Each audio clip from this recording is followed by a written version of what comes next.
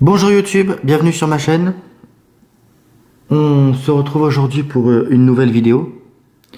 Aujourd'hui, je vais vous présenter encore une rareté,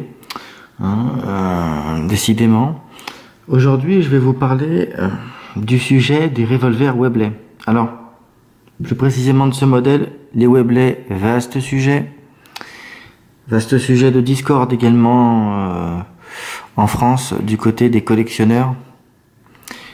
Certains aimeraient tous les voir classés en catégorie D, et ce n'est pas le cas de tous ces revolvers. Donc je vais vous traiter en général les sujets du Webley, et bon, je vais vous parler de ce modèle en particulier, puisque ici on a un modèle qui est en parfait état de fonctionnement, qui est rigoureusement neuf, et c'est toujours intéressant pour moi de vous proposer une arme dans un aussi bel état, surtout une arme comme ça aussi ancienne.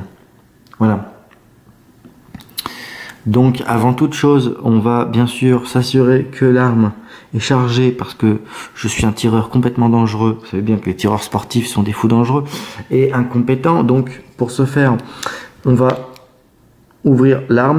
Je vous parlerai un peu plus tard du système d'ouverture. Et qu'est-ce qu'on constate? À ma grande surprise et mon grand étonnement, bien sûr, on constate que l'arme est vide. Donc c'est parfait, on va pouvoir désormais travailler en sécurité. Donc pour résumer très rapidement au niveau du classement en France des revolvers Webley, seuls les revolvers Webley du MK1 jusqu'au MK4 Berwar sont classés en catégorie D, paragraphe E, donc armes en vente libre avant 1900. Voilà, celui-ci est un Mark IV, et on va en parler un tout petit peu plus tard. Voilà, donc ils sont classés en catégorie D, paragraphe E. Les revolvers Webley de Mark 1 à Mark 4, chambrés en calibre 455. Voilà. Certains, notamment le Mark 3 en calibre 38 SW, le Mark 3 Pocket et le Mark 2 New Safe Ejector sont également classés en catégorie D, puisque antérieur à 1900. En l'occurrence, celui-ci est un revolver Webley Mark IV. D'accord. Donc l'histoire de ce revolver est la suivante.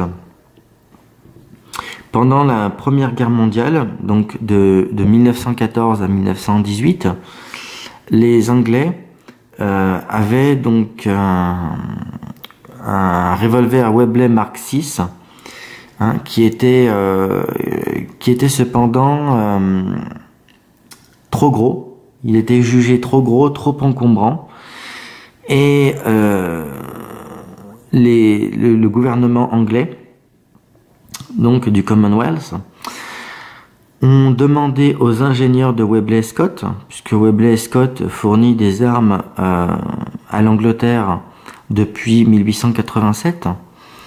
Donc les ingénieurs, le gouvernement anglais a demandé donc à la firme Webley de concrètement produire un Mark VI, mais plus petit. Voilà. Donc en 1921, les ingénieurs de Webley Scott se sont mis au travail, et ils ont rapidement pu constater, ils sont rapidement arrivés à la conclusion que de faire une arme plus petite était possible, mais n'irait pas sans un changement de calibre. Voilà. Donc en 1923, ils commencent à fabriquer des revolvers Webley, des Mark IV, mais ils commencent à les fabriquer en série réellement qu'à partir de 1926. Donc ce modèle-là est un modèle de 1926. C'est un revolver Webley Mark IV datant donc de 1926 en calibre 38 SW. Ce qui s'est passé par la suite, c'est que les ingénieurs ont proposé cette arme au gouvernement, mais pour l'armée, puisque c'était l'armée qui était principalement demandeur de ce type de matériel, mais le gouvernement anglais n'a pas suivi la firme. L'arme a été refusée par les Anglais, par l'armée anglaise. D'accord ? Donc, en 1926, ils ont créé ce modèle. Le modèle a été refusé par l'armée. Néanmoins, la firme Webley & Scott va commercialiser pour le marché civil à partir de 1927 et également pour les forces de police ce modèle en calibre 38 SW qui a rencontré quand même un succès. C'est quelque chose qui est il a été produit, si mes souvenirs sont bons, à 125 000 exemplaires. D'accord ? Et donc ce revolver a été produit donc pour les civils et pour les forces de police, les officiers donc du Commonwealth. Concrètement, il va pas se passer grand chose jusqu'à la Seconde Guerre mondiale. Il faut savoir que si le gouvernement britannique avait refusé le revolver Webley en calibre 38 SW, ils avaient par ailleurs accepté le revolver Enfield numéro 2 qui est en calibre 38 SW également. D'ailleurs, ce revolver, il ressemble quand même beaucoup au Enfield numéro 2. Voilà. Donc, pendant la Seconde Guerre mondiale, la firme, donc le gouvernement britannique s'est rapidement rendu compte que la firme Enfield ne pouvait pas suivre au niveau des demandes de production.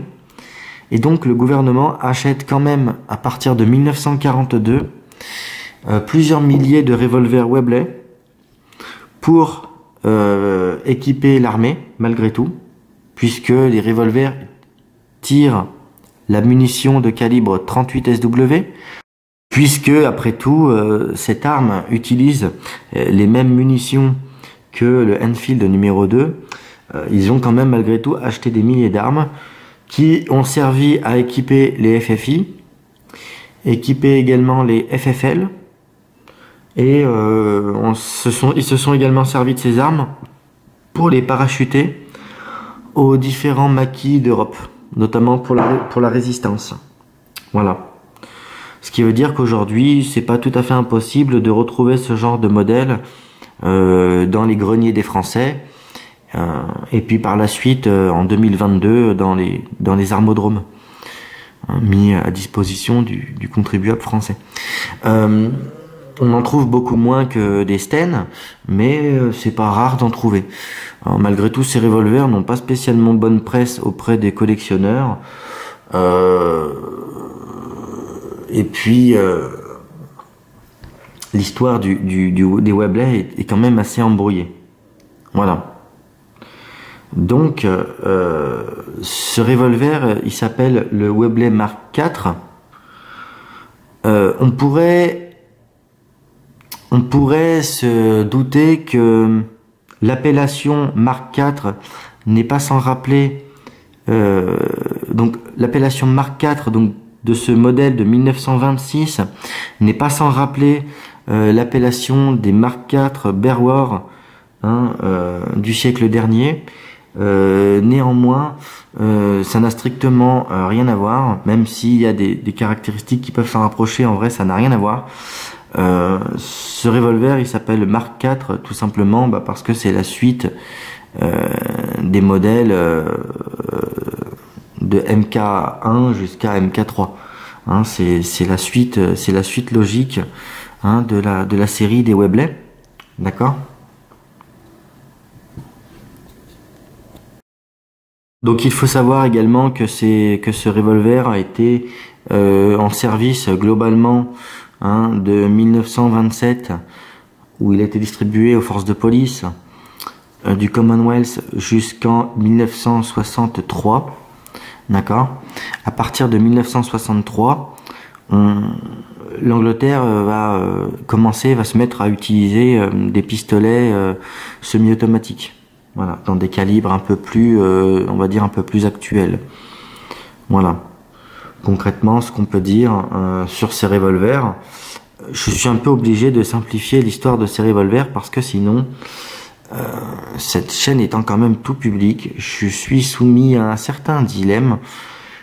Faire des vidéos extrêmement approfondies auxquelles personne n'y comprend rien et des vidéos complètement vulgarisées qui, pour moi, n'ont pas non plus tout à fait trop d'intérêt puisque ça en devient de la soupe. Donc j'essaye de vous faire, on va dire, un condensé qui soit compréhensible par tout le monde. Ce que doit savoir un collectionneur ou ce que doit savoir une personne qui pourrait rentrer en possession de cette arme. Donc une personne qui rentre en possession de cette arme, il faut savoir qu'elle est classée en catégorie B. Et c'est là où finalement, on va dire, intervient pas mal de polémiques dans le domaine des collectionneurs, puisque on peut avancer l'argument tout à fait logique qui consiste à dire oui, mais ce modèle a beau être un modèle de 1926, il reprend quand même une conception ancienne du siècle dernier. C'est pas normal qu'il soit classé dans cette catégorie. Vous savez, entre ce qui est normal et la législation, c'est deux choses différentes. Il y a un pont. Le fait est que cette arme est classée en catégorie B. D'ailleurs, on le voit au niveau de la fermeté, on va le voir tout à l'heure. Ça n'a rien à voir avec une arme du siècle dernier. Voilà. Donc, maintenant, on va passer sur le descriptif un peu de ce revolver. Vous avez vu que le côté pile, on va peut-être un peu regarder le côté face. Voilà. Donc, voilà à quoi est-ce qu'il ressemble. Voilà. Donc, on a des plaquettes bois. Voilà. Ce modèle est dans un état absolument irréprochable. On s'inspire quand même pas mal du système Smith & Wesson à brisure, puisqu'on peut notamment retrouver la patente ici. Voilà. Les indications liées au numéro de série se trouvent sur le dessus de l'arme. D'accord. Concernant le système d'ouverture, on n'est pas sur un système comme les Smith & Wesson qui s'ouvre par le dessus donc de la carcasse. On est sur un système qui s'ouvre ici. Vous avez un bouton ici sur le côté où on appuie et on ouvre l'arme. D'ailleurs, on le sent, l'arme est très ferme. Voilà, je vous montre. Tac, voilà. Je vais essayer de vous montrer un peu mieux que ça l'ouverture. Attendez.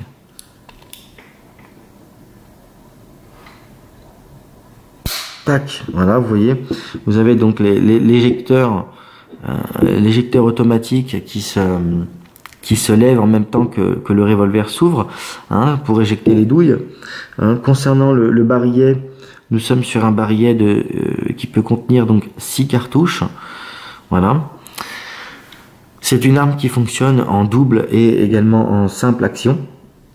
Voilà. Donc celui-ci, on peut le voir, est extrêmement ferme. Vous voyez?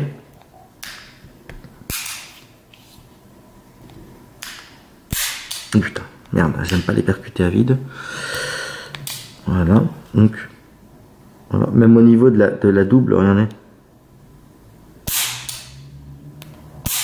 Je le fais que 2 fois parce que ce serait dommage vraiment d'endommager cette pièce. Voilà.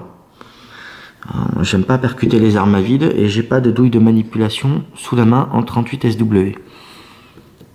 Voilà. Donc voilà concrètement ce qu'on peut dire sur ce modèle.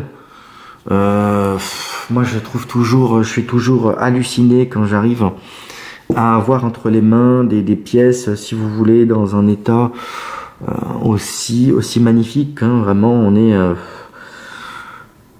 vraiment sur une pièce de collection. Ces revolvers sont en plus vraiment magnifiques. Voilà.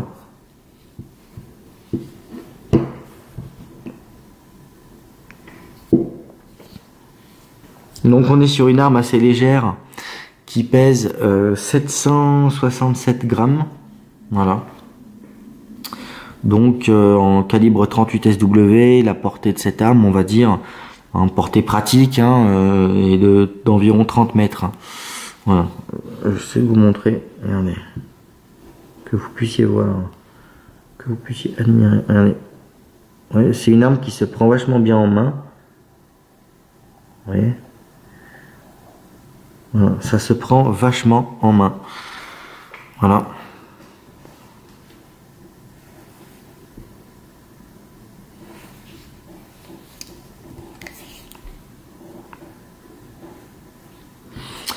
Voilà concrètement ce qu'on peut dire sur cette arme.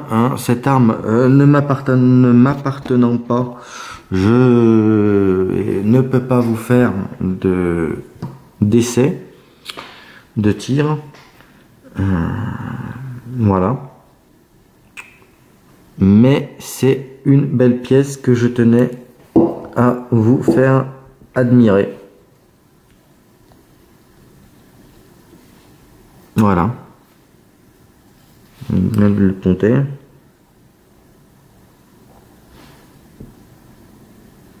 Il est magnifique. Et puis je répète, vraiment une arme très ferme, vous voyez. Il faut même un peu forcer quand on le ferme. Alors vraiment, c'est